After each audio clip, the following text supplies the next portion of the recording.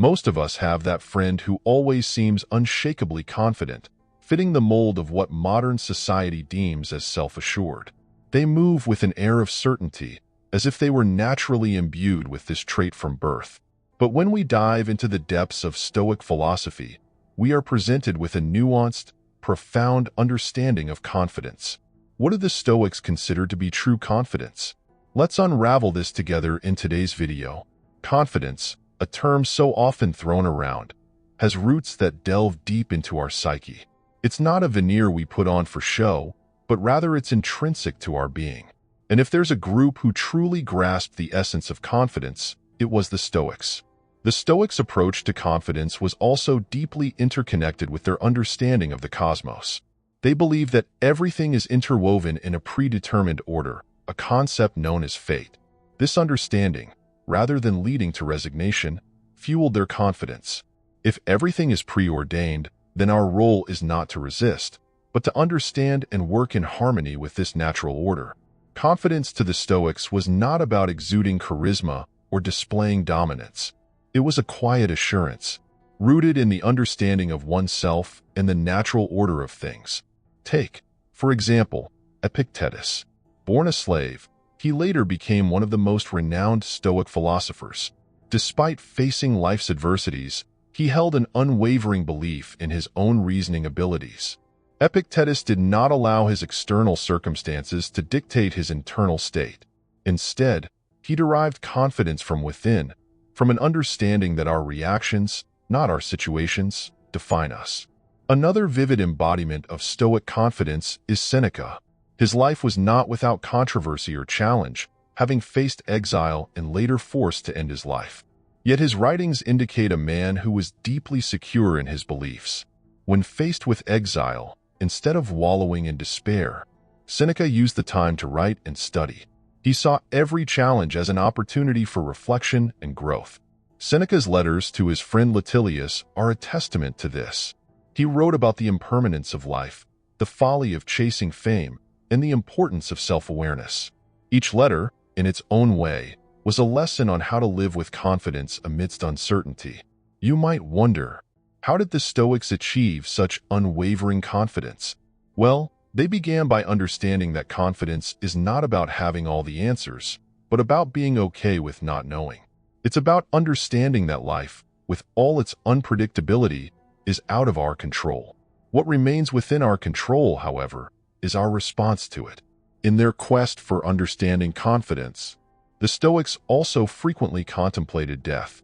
It may seem counterintuitive, but this memento mori, a reflection on mortality, fortified their confidence. By regularly reminding themselves of the fleeting nature of life, they became more courageous, making the most of each moment. Marcus Aurelius, the Roman emperor and Stoic philosopher, faced wars, plagues, and personal losses, yet his personal notes, which we now know as meditations, offer a glimpse into the mind of a person who, despite the tumultuous world around him, remained composed and confident. He wrote, "As most of you already know, the Stoics held nature in high regard. They saw nature as a teacher, offering lessons in resilience, growth, and change. Trees, for instance, stand tall, not because they actively resist the wind, but because they bend and sway with it, demonstrating flexibility and strength." Such observations were metaphors from which Stoics derive their brand of confidence. Emulating this Stoic confidence requires us to shift our perspective. Instead of viewing confidence as a trait that some possess and others lack, we should see it as a muscle. And like any muscle, it requires consistent practice and reflection to be strengthened.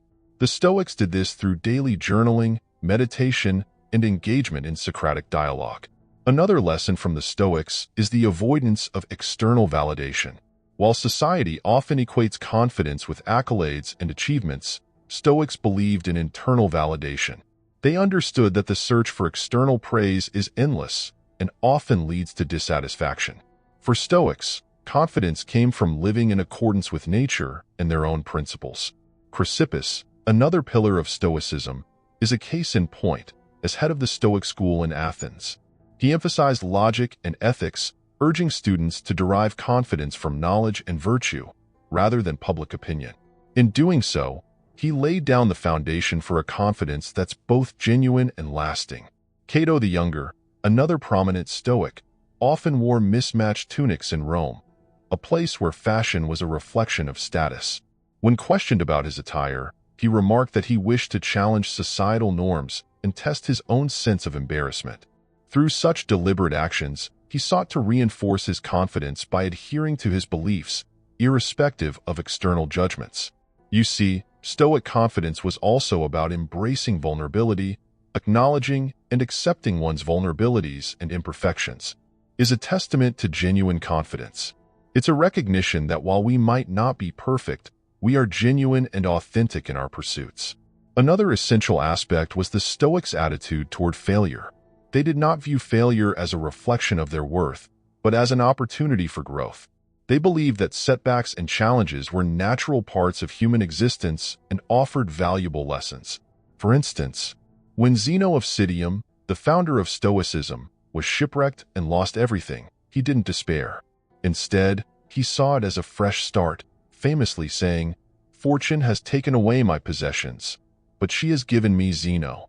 This incident led him to discover philosophy, thus birthing Stoicism. Confidence for the Stoics was also about endurance. They often drew parallels between physical and mental endurance. Just as athletes train their bodies to withstand physical challenges, Stoics trained their minds to withstand emotional and psychological challenges. They practiced mental exercises known as premeditatio malorum, the premeditation of evils. This involved reflecting on potential negative events, not to become pessimistic, but to prepare the mind, to inure it against the shocks of life. The Stoics believed that by anticipating potential setbacks, they could face any adversity with calmness and confidence. Digging deeper, Stoic writings frequently emphasize the impermanence of life, the idea that everything is in a state of flux. Understanding and accepting this was seen as a source of confidence. Why? Because when one internalizes the transient nature of all things, including one's own life, one can focus on the present, on action aligned with virtue, and on responding to life's challenges with equanimity. Now, on the community front, the Stoics also derived confidence from their community. They believed in the concept of cosmopolitanism, that all humans are citizens of the world. This interconnectedness meant that they weren't alone in their pursuits. They drew strength from the collective wisdom of humanity, leaning on the experiences of those who came before and those who walked alongside them. In this, they found a collective shared confidence, knowing that while the journey was individual, the path was well-trodden. So, how confident are you? Imagine for a moment that you're sitting with Stoic philosophers at the Agora. They loved posing reflective questions. Here are 3 questions the Stoics might have asked themselves to gauge their confidence. Do I derive my self-worth from within or from external validations? Can I comfortably face uncertainty, knowing I can't control everything but can control my response? Do I see challenges as obstacles or opportunities for growth? These are questions for you and I to reflect on. Reflecting on Stoic teachings, let's remember that confidence is not about appearing infallible or unshakable. It's about possessing a deep understanding of oneself, accepting life's changes, and deriving strength from our principles and beliefs. Stoic confidence teaches us to be resilient, to embrace challenges, and to always seek growth. It's about recognizing that our worth is not determined by external circumstances, but by our internal beliefs and actions. Let's build a confidence that's not just skin-deep, but emanates from the very core of our being. Remember, in the words of Seneca, difficulty strengthens the mind as labor does the body. Accept imperfections and find confidence in the journey of self-discovery and growth, because after all, true confidence, like that of the Stoics, is not about standing tall in the face of applause, but about remaining unshaken in the midst of storms.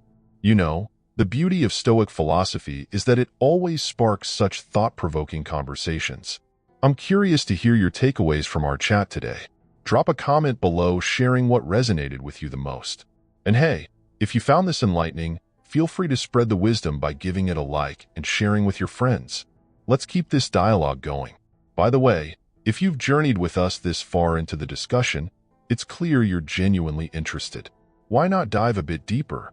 Consider joining our Telegram group for even more engaging conversations.